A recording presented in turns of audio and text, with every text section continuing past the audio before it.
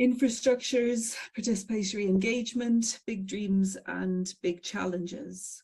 So this seminar is convened by me, Julianne Nyhan, Professor of Humanities, Data Science and Methodology in the Technische Universität Darmstadt, also by Andrew Flynn and Andreas Flachidis of UCL, by Jeremy Hill of the British Museum, Mark Careen of the Natural History Museum, James Baker of the University of Southampton, and Alexandra Toljubard of the University of Portsmouth. The seminar is funded by the Towards a National Collection programme of the AHRC. And in this series, we welcome a range of speakers interested in the intersections between collections as data, cataloguing histories, digital humanities, critical archival studies, heritage infrastructures, and information science. The formats, or the seminars, I should say, take the following format. Two speakers present. They present their speakers one after the other. And at the end, we present questions to speakers.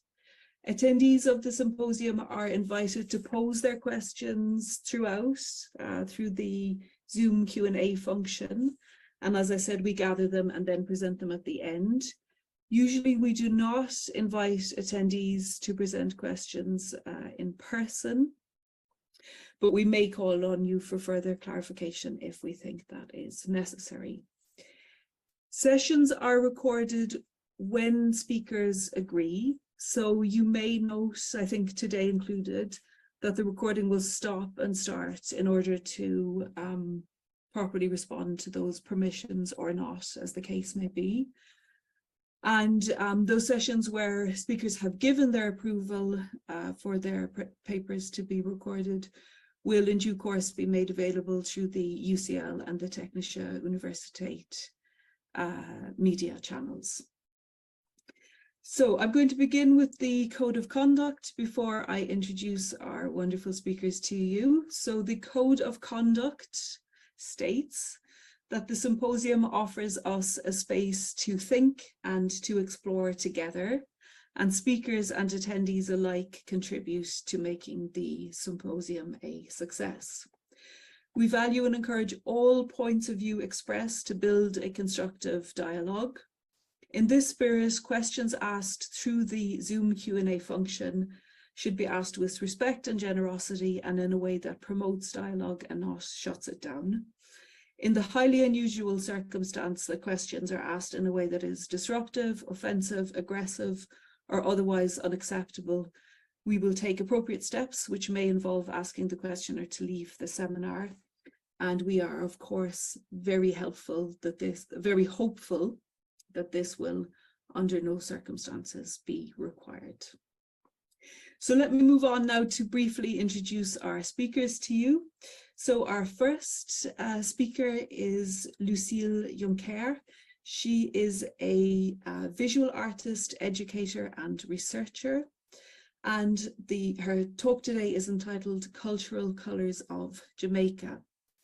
So as an artist and researcher of Afro-Jamaican heritage, specializing in botanical and mineral pigments and hand and machine embroidery, her research focuses on the legacies of colonization and slavery in African Caribbean histories. The dispossession caused by the transatlantic slave trade means that ancestral links have been broken. And through Lucille's work, she explores identity and a past connected to chattel slavery. She uses the materiality of cloth, ochre, indigo, and other plant pigments and visual symbolism to explore the past, loss, grief, healing, resistance, and reconnection. Our second speaker is Ben Lee of the University of Washington, and his talk is entitled Reimagining Search and Discovery for Digital Collections with Machine Learning. So Ben Lee is an incoming assistant professor in the Information School at the University of Washington, as well as Kluge Fellow in Digital Studies at the Library of Congress. He recently received his PhD in computer science and engineering from the University of Washington.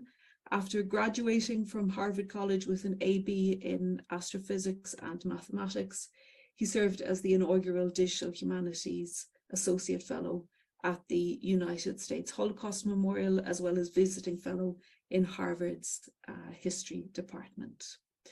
So I am delighted to welcome both of our speakers. They'll speak in turn, one after the other, and I'm going to invite Lucille first, and we're going to stop recording for Lucille's talk, right? Thank you. Thank you, Lucille. That was an incredible presentation. I'll go ahead and switch over to my slide deck in the interest of time. Can everybody see the slides? Okay, I think we're good. It's an honor to be here today. Thank you to the Sloane Lab for the invitation. My name is Ben, and today I'll be talking about reimagining search and discovery for digital collections here with machine learning. And so the next 20 to 25 minutes or so, I'd like to start in the computational and then end in some questions pertaining to critical archival studies and what it means to be using machine learning in this context. And so I'll start with a couple of anecdotes here. On the left-hand side, showing a photo of the Library of Congress Serials Division, showing stacks of newspaper pages that are in the process of being digitized. And this gives us a sense of scale, but this really also, in many senses, is just a very small drop in the bucket in terms of the kinds of efforts that are required to digitize newspapers at this scale, requiring partnerships with state-level institutions to digitize local newspapers and beyond. And one example of this is the Library of Congress's Chronicling America collection, which now contains over 20 million digitized historic newspaper pages. And here, this is talking on the scale of hundreds of terabytes. And if we turn instead to a sort of more digital context, looking at the World Wide Web, we know that the number of web pages has been expanding exponentially, and efforts at, say, the Internet Archive or the Library of Congress or Common Crawl to try to document our collective cultural heritage on the web has resulted in web archives containing billions of web page snapshots on the order of petabytes of data. And so we can really sort of encounter this question of computational scale in terms of how we begin to address questions of access from the lens of searchability. But moreover, this question is, of course, redoubled by all sorts of socio-technical ones about our metadata and how this perpetuates unevenness. So one example of this is optical character recognition, or OCR for short, which I'm sure many of us are familiar with. But in case you aren't, this is a machine learning task where you're given an image of a document of some sort that's been scanned, and OCR produces a transcription of the document in machine readable text form. That allows us to do, say, keyword search or all sorts of textual analysis. And we know that OCR is imperfect. One example of this here is these 4 reproductions of the same photo of W.E.B. Du Bois extracted from Black newspapers in Chronicling America. And we see that all 4 of these photos have the same caption, W.E.B. Du Bois, PhD. But if we look to the transcription produced by the OCR engine in Chronicling America, we see that all 4 captions not only are reproduced incorrectly, but in particular, we see that the errors across each one of the captions vary per transcription. And so this tells us, of course, that really, if we want to rely on OCR, it's imperfect and raises all sorts of challenges in terms of how we search. And I'd argue that it's not just the question of sort of transmuting a single character here or there, but this actually has much larger implication in terms of perpetuating marginalization across languages and cultures. And one example of this is the language of Ladino, which I'll speak about a little later on here, the language of the Sephardic Jewish people, which is effectively un-OCRable. This is, of course, due to all sorts of considerations in natural language processing. One might call this low resource languages that just receive little attention for all sorts of proprietary or other reasons. And so these languages that are not currently OCRable using state-of-the-art or proprietary models are really left behind in the sense that scholars and the public alike are required to really do manual search or read these pages one by one on microfilm, as opposed to using all these sort of more advanced or fancier methodologies that we've seen for higher resource languages. And so really what I want to talk about throughout this talk is this question of how we might begin to explore, make sense of, and analyze cultural heritage collections at scale, both from this computational and from this broader socio-technical perspective. And I'd like to offer sort of 3 perspectives on that I take with my work, which I put under this umbrella of computing cultural heritage. The first is this question of developing, deploying, and evaluating large-scale search and discovery systems, here using machine learning. The second being using these systems in order to advance research in the digital humanities through collaboration. And lastly, really trying to engage with these ethical and socio-technical implications of this work, with a particular focus on these questions of marginalization and erasure, really per the themes of this symposium series. And so I'd like to really introduce my work through this project Newspaper Navigator that I began in the fall of 2019 through the Library of Congress's Innovator in Residence program, where I was really fortunate to work extremely closely with the LC Labs team, the National Digital Newspaper Program, and IT Design and Development. All this was also during my PhD. And I want to give a sort of high-level overview of the project to start in these questions of scale, and then end these questions of how we might begin to excavate these newspaper pages and understand what it means to provide these new modes of access. Newspaper Navigator is built upon Chronicling America, that collection that I had just mentioned, which now contains 20 million digitized historic newspaper pages. And all of these pages are in the public domain, making it this really vast resource for use and reuse by the American public. In terms of the various communities that rely upon Chronicling America, I think this is a perfect example of a collection that's really heavily utilized in such diverse ways. We see scholars relying on it, a corpus for historical research, or political scientists as well.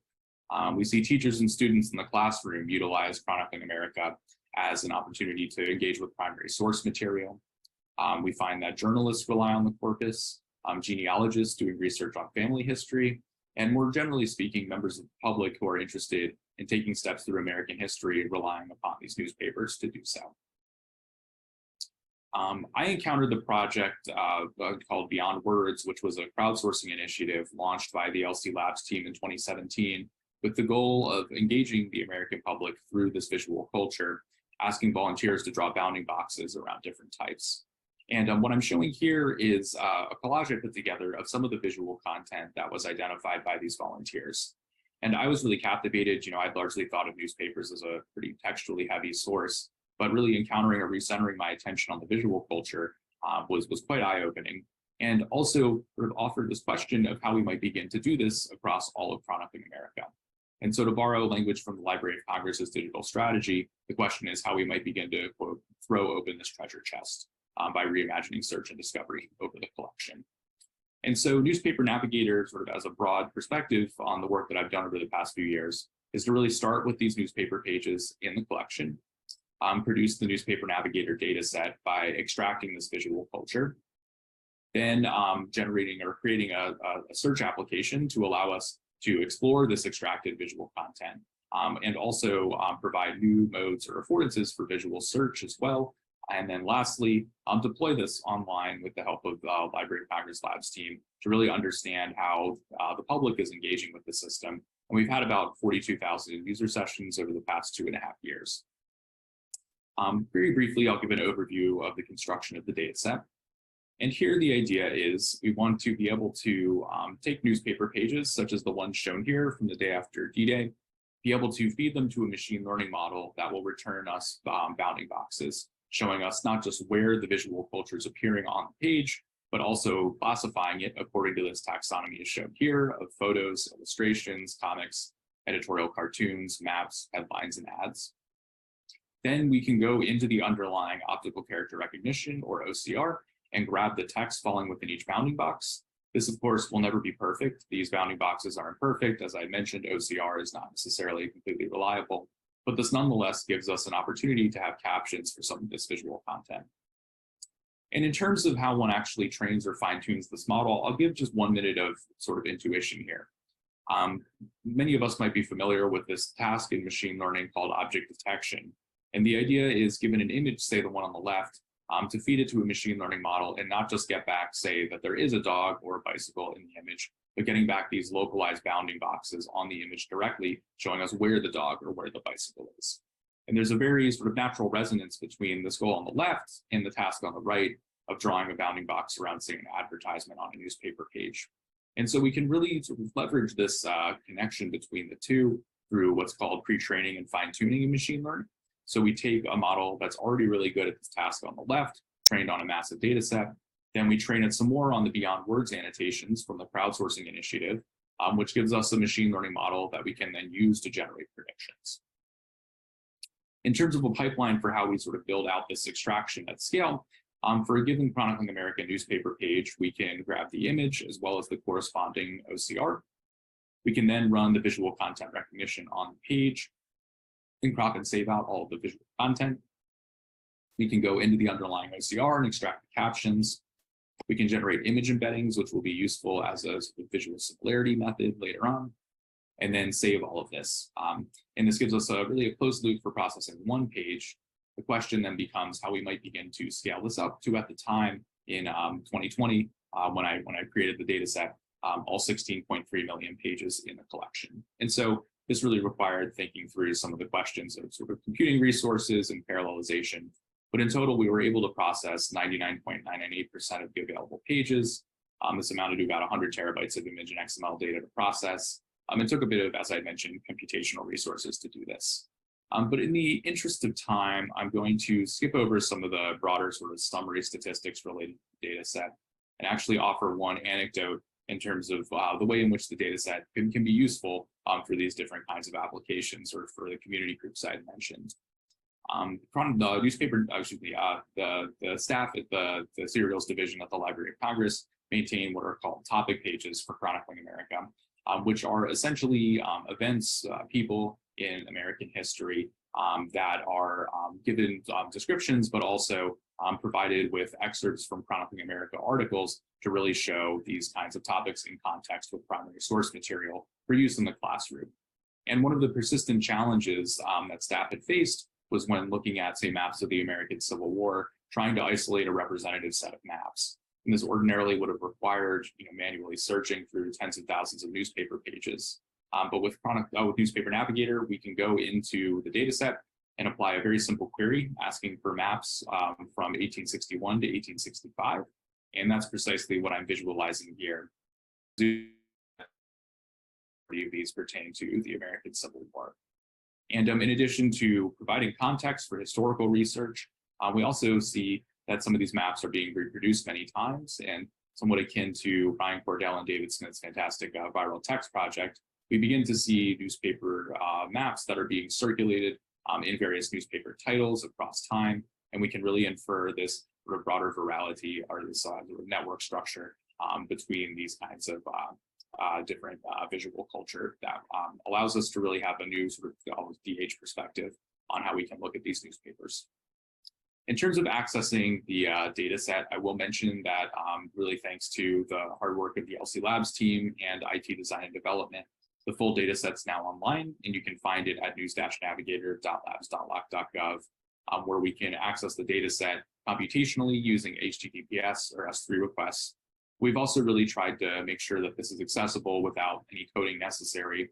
And so we've made available hundreds of what we call prepackaged data sets, allowing end users to grab, say, all the maps from 1871 or all the photos from 1922 as a zip file and grab metadata in JSON or CSV form.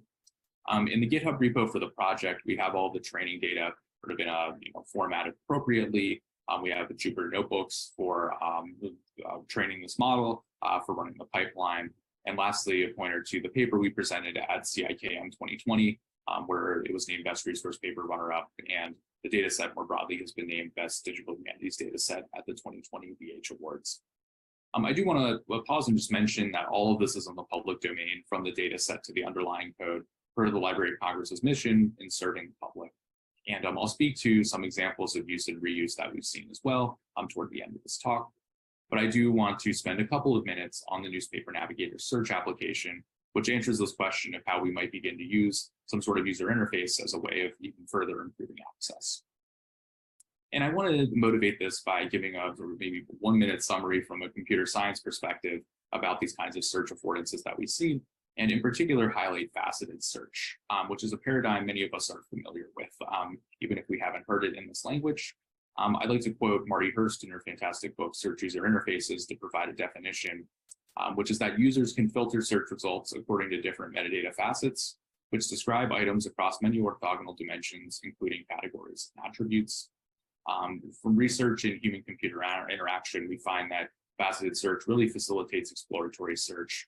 And we've seen widespread adoption across the World Wide Web. Some examples might be, say, e-commerce sites where we can filter items based on auction type or price point, or library discovery systems where we can filter by resource type or availability. But of course, this has its own set of limitations, primarily that it requires this sort of facet taxonomy that's used to traverse. This must be predefined, and also facet labels must be assigned prior to the.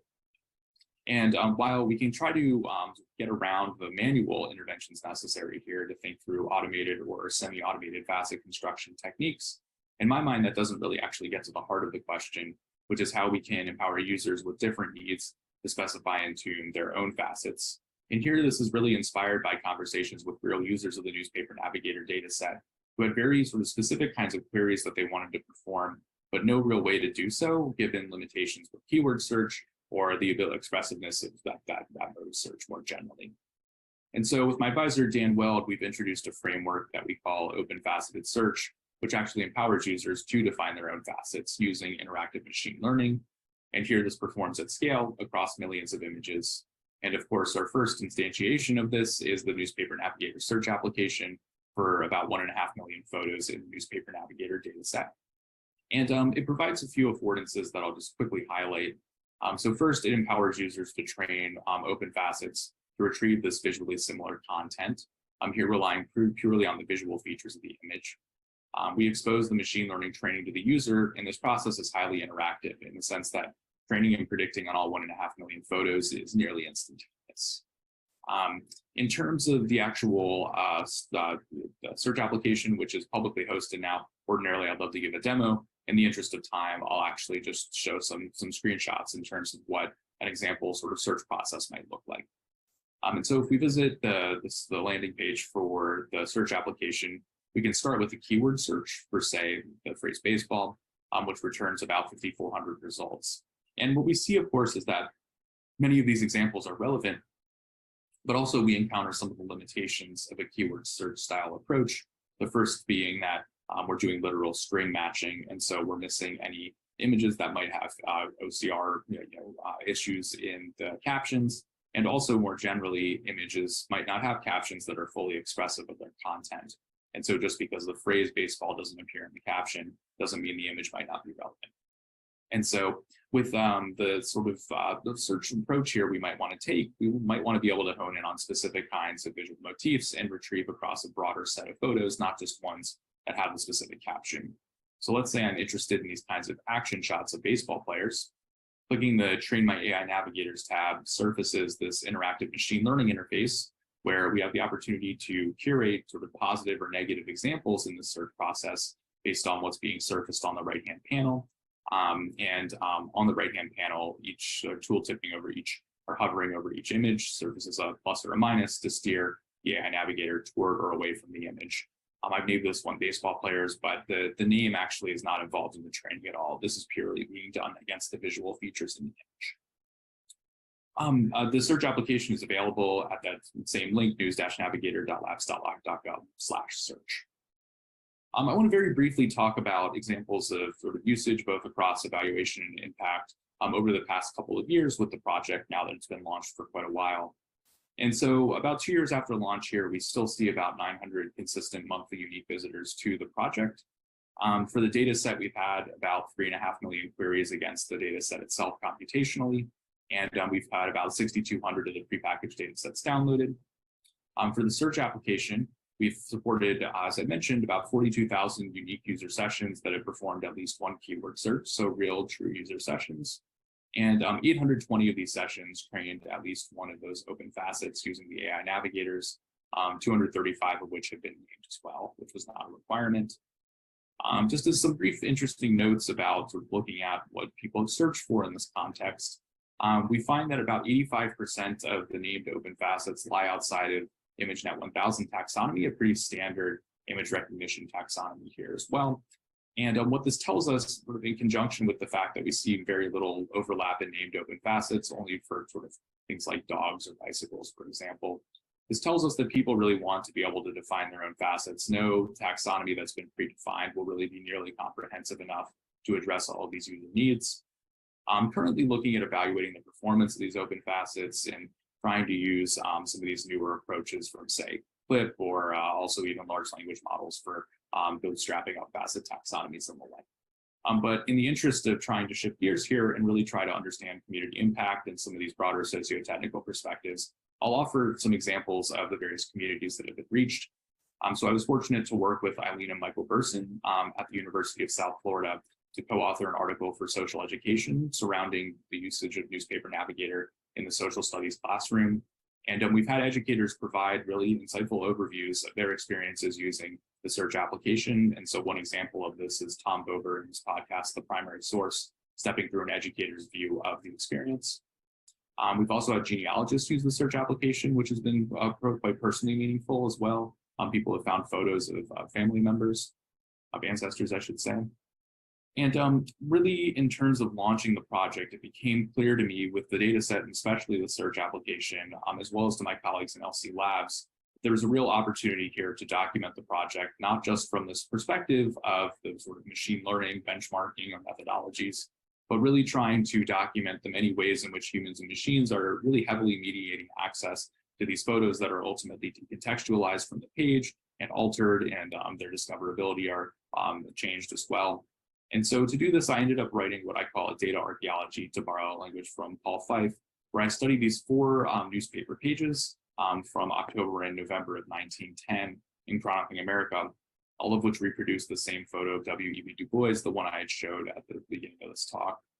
And what we find before even encountering really any of the machine learning and looking at this purely from the perspective of digitization and selection, we find really profound impacts of just the materiality of the page, sort of coupled with questions of microfilm settings in terms of saturation and brightness, where the image on the left of Du Bois is rendered almost entirely into a silhouette. And we find these kinds of considerations being compounded upon at every step in the in the construction of the data set. We use this machine learning model that has confidence scores that are returned, and depending on how we sort of cut on confidence score as thresholds for what's included, we see a pretty profound impact in terms of the amount of visual content included in the data set.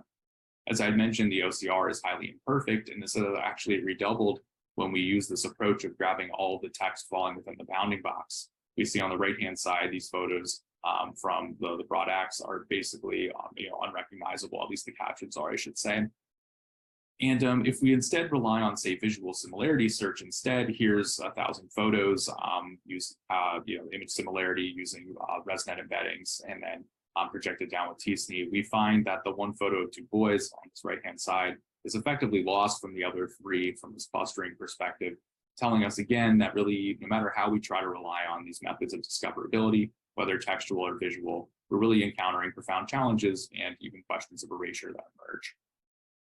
And so I first wrote the data archaeology as part of the search application, but it's since been peer-reviewed and appeared in Digital Humanities Quarterly. And I'll mention that I've been really fortunate to be able to work with humanities scholars to really be able to begin some collaborations in the digital humanities in terms of how we might use Newspaper Navigator in various disciplinary contexts. With the collaboration on the left with Joshua Ortiz-Baco, Sarah Salter, and Jim Casey has concerned this question of how we might use newspaper layout as a way of understanding submerged editorial practices in ethnic presses in Chronicling America. And on the right-hand side, showing some work with the Strom Center for Jewish Studies at the University of Washington to use Newspaper Navigator to extract visual culture from the Ladino press, and sort of in the absence of usable OCR, provide a first method of really trying to browse or understand these newspapers at a macroscopic scale. And really zooming out here, I think per the theme of this series as well, it became really clear to me that throughout the process of working on Newspaper Navigator that other researchers at this intersection of machine learning and cultural heritage and collections of data were really considering sort of shared questions in terms of how we might begin to navigate this context of both sort of the technical side of machine learning, but also this context specific to cultural heritage. And so to draw from the sort of emerging body of work surrounding checklists in machine learning, as well as responsible operations in cultural heritage in, say, libraries, archives, and museums, I ended up creating what I call the Collections as ML Data checklist to try to really isolate questions with shared considerations and guidelines at the intersection of these two fields. But I do want to zoom out here and just, as I wrap up the talk, toward a horizon of work under this umbrella of computing cultural heritage toward what I believe to be, three really essential areas of work if we want this body of work to continue to be successful along the dimensions that I'd articulated.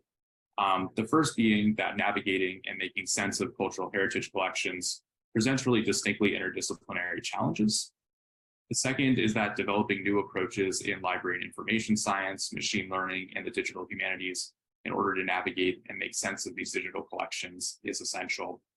And lastly, in order for this to be successful, we really must foreground ethical stewardship of digitized and born digital cultural heritage at both local and global scales. And I will mention that I'll be joining the Information School at the University of Washington, where I'll be starting the lab for computing cultural heritage to really try to embark on this research. And I offer this because I would really love nothing more than to collaborate. So if you're interested, please do feel free to reach out at any point. I would love to talk more. But with that, I'll just mention a few acknowledgements before turning it over to questions. First, I'd like to thank my advisor, Dan Weld at the University of Washington. Also, all of my colleagues at the Library of Congress and LC Labs, IT Design and Development, and beyond for making this work possible. And also a whole host of external collaborators who have supported the work. Lastly, this research is supported by an NSF Graduate Research Fellowship, Library of Congress Innovator in Residence Position, and lastly, the Richard and Ina Wilner Memorial Fellowship through the Strome Center for Jewish Studies at the University of Washington. With that, I'll go ahead and turn it over to questions. Thank you so much, and I look forward to talking more here.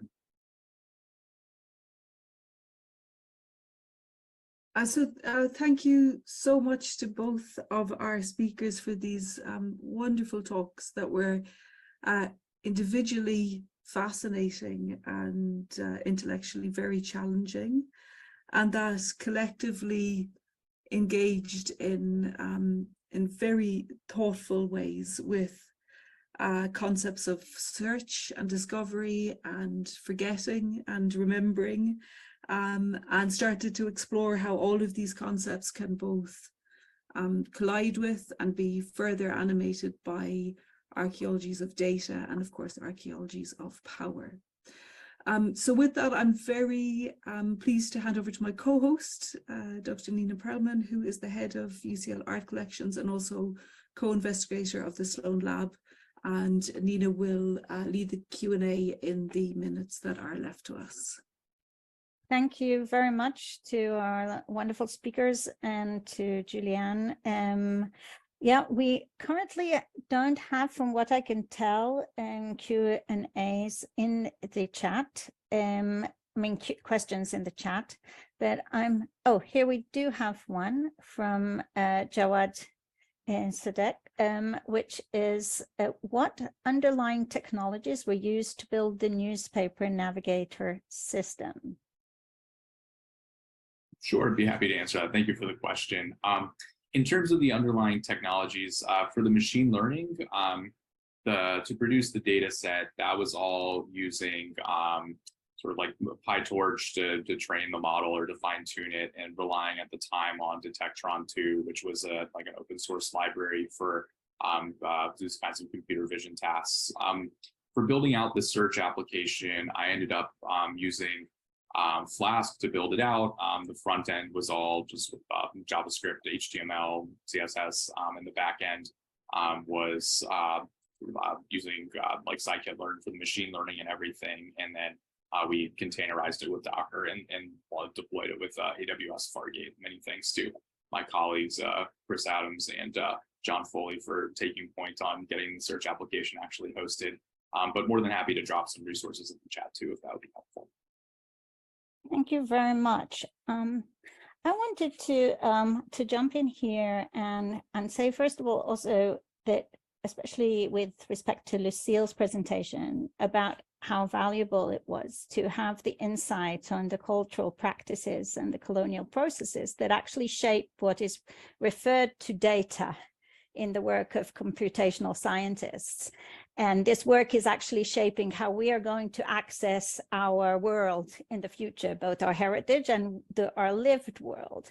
And I wondered if we could take a few moments in the time that we have actually to bring Lucille, yourself, in conversation directly with Ben, coming at these things from different expertise, because what I'm really interested in is, Lucille, you will have engaged in your research with presumably other database than those that you've mentioned, like the slavery database of slave ownership that is at UCL, but and you mentioned the British Library, and no doubt you will have encountered barriers. And also you have mentioned that you're creating a database. So, and Ben has mentioned a lot of tools that are being made for open access as well. But how does somebody like Lucille actually access and understand that?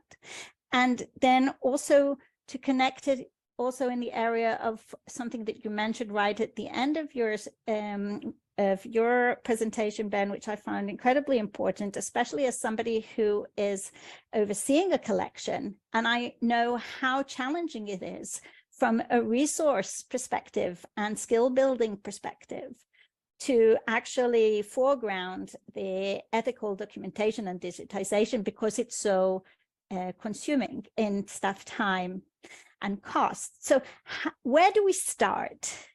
And if you have questions for each other in that regard.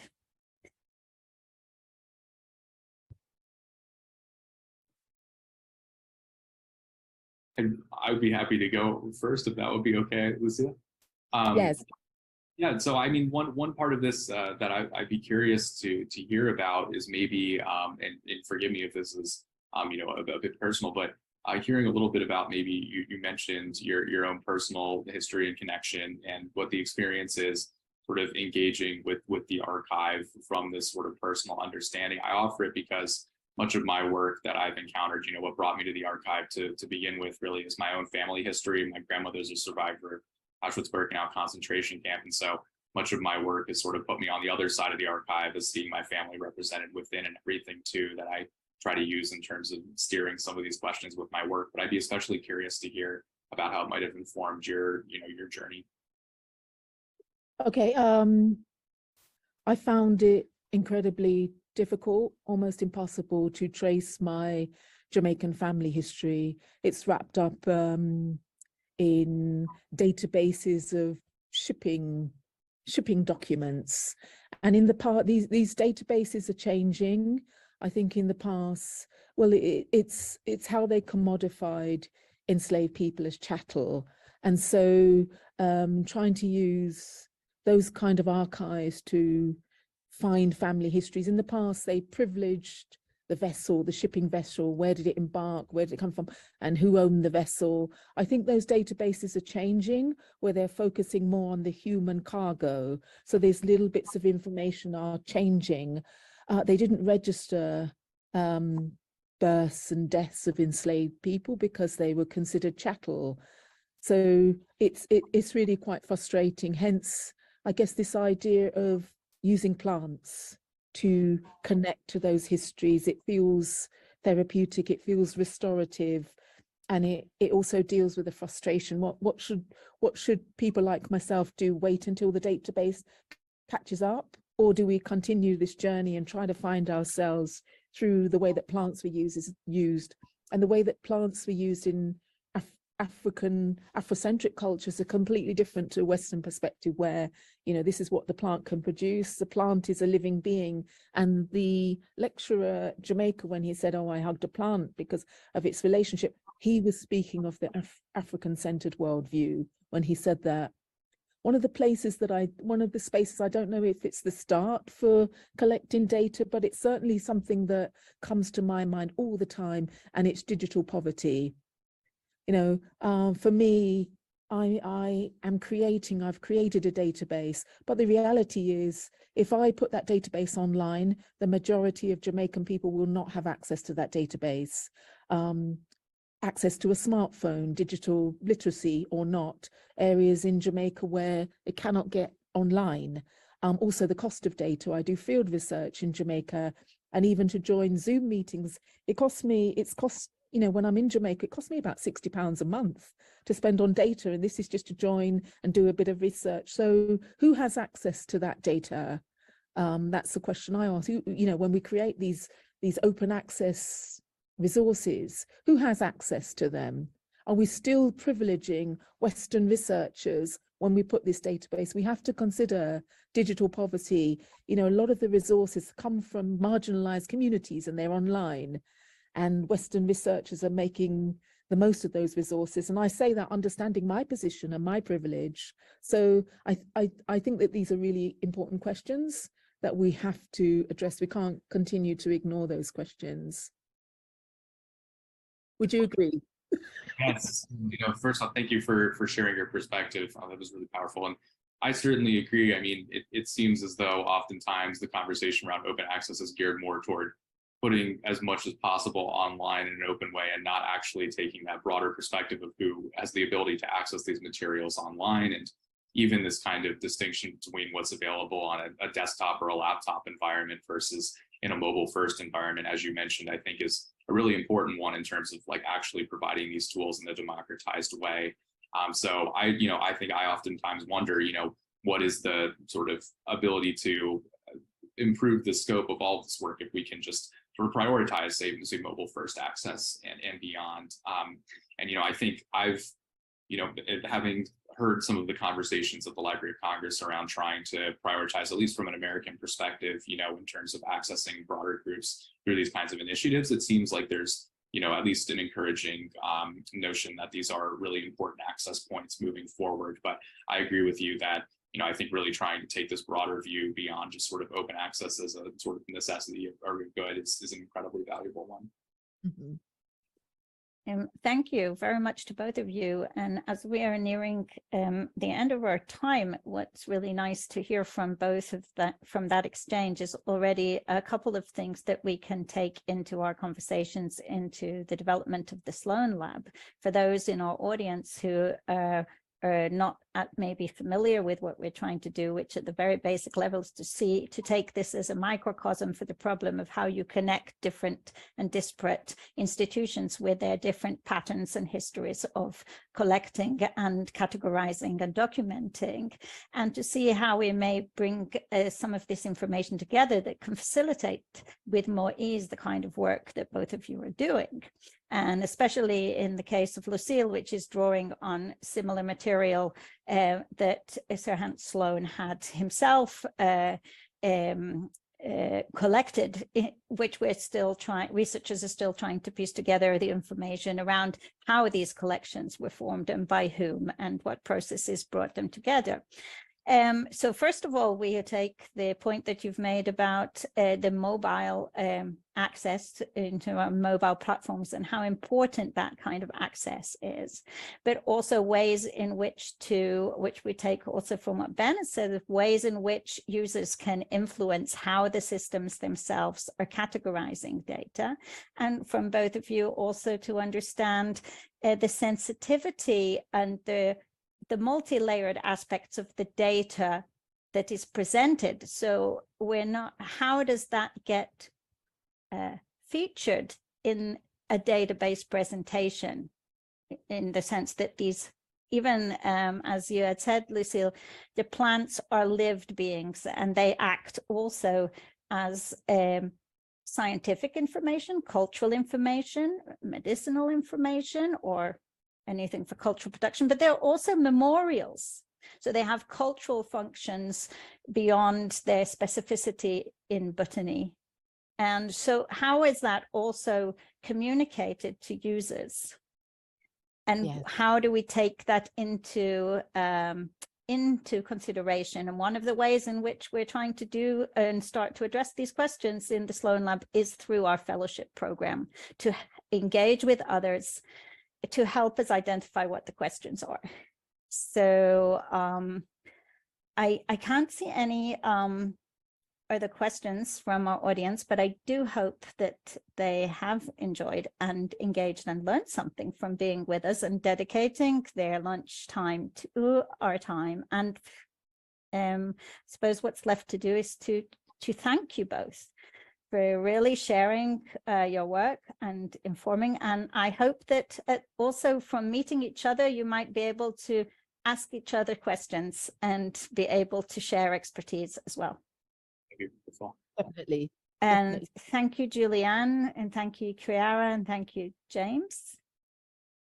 I think there's one more in the Q&A open. Just another thank you so much. Yeah.